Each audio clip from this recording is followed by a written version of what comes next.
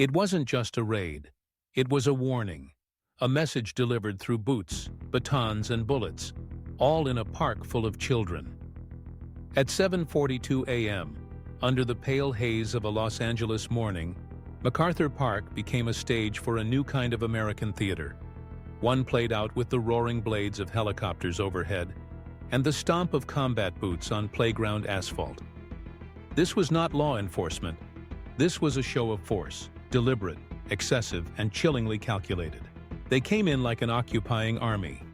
ICE, Border Patrol, Homeland Security. 90 National Guard troops, some on horseback, others in armored trucks that looked more at home in war zones than city streets. Drones buzzed above, snipers took positions on rooftops, and everywhere, the pointed barrels of rifles found their mark. Not on criminals, but on grandmothers selling tamales, on toddlers chasing soccer balls, on the brown and the vulnerable, the working-class backbone of Los Angeles. People scattered, children screamed. Vendors abandoned carts and ran with the little they could carry, the rest left behind to be trampled under the boots of men in uniforms. The air was thick with fear, confusion, and the stench of military intimidation. One resident, her voice shaking, said it outright. "They looked like Nazis. Same helmets, same barking orders, same cold eyes." In that moment, Los Angeles was not just under siege. It was being shown who holds power, and how easily that power can be wielded against the people. Let's be clear about the target.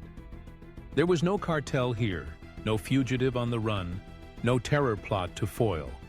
MacArthur Park is 90% Latino, mostly immigrant, mostly working class. This wasn't a dragnet for criminals. It was racial intimidation, pure and simple. White nationalism with a badge, executed in full public view. Federal agents stopped anyone with brown skin. Bilingual families were separated on the spot. Residents were zip-tied in front of their children, the humiliation as public as the guns. Among the troops, tattoos winked out from under sleeves, blurred by the cameras, but their meaning unmistakable. Human Rights Watch put it plainly. This level of force was never about immigration. It was a racialized show of dominance. The message was clear. This government has the power to decide who belongs and who gets terrorized in broad daylight. And what laws did they break? All of them. The Fourth Amendment trashed, no warrants, just brute force. The 14th Amendment defiled, racial profiling as policy.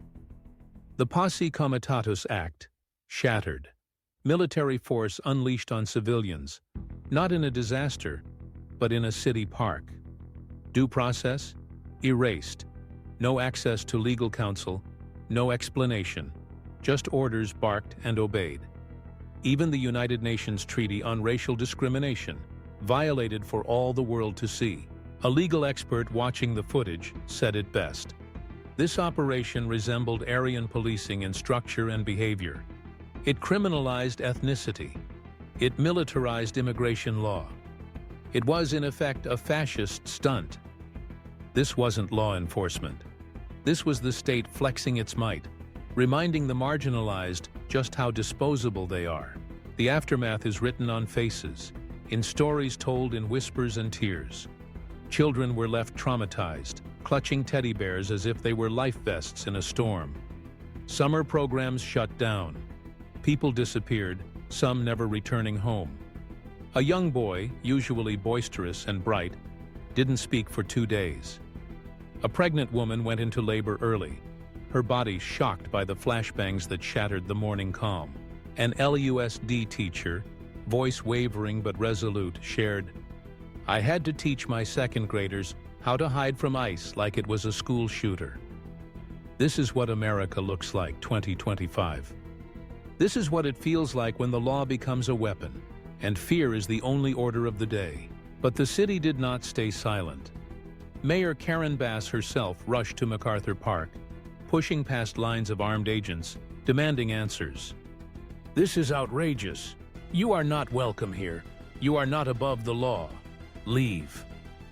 Her demands met with stone-faced silence from ICE, who refused to explain what, if anything, they hoped to accomplish. The Trump administration called it routine. At a rally, the president sneered, "We'll clean up LA if they won't. We'll take our cities back." Clean up, meaning cleanse. Like a purge.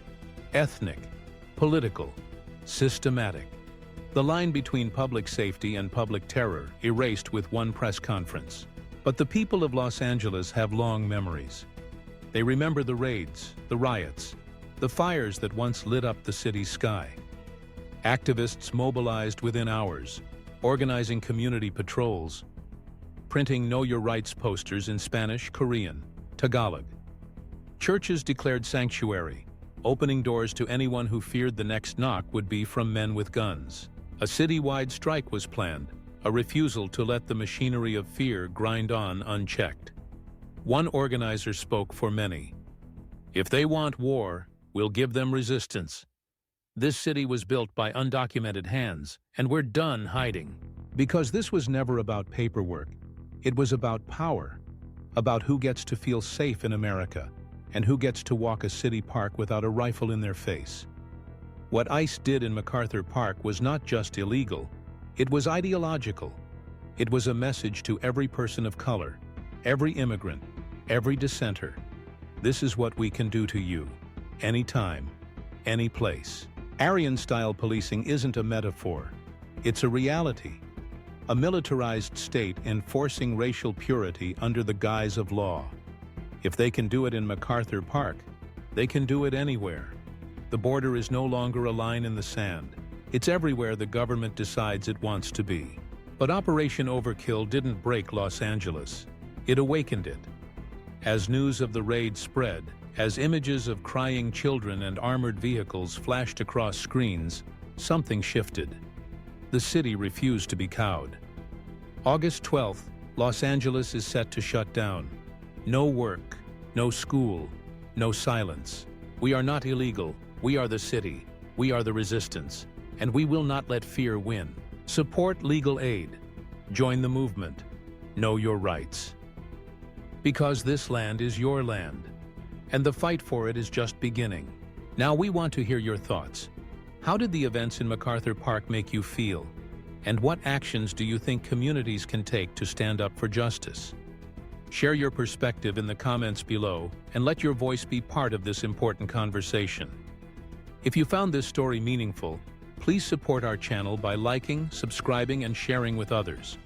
Together we can amplify the call for change and solidarity.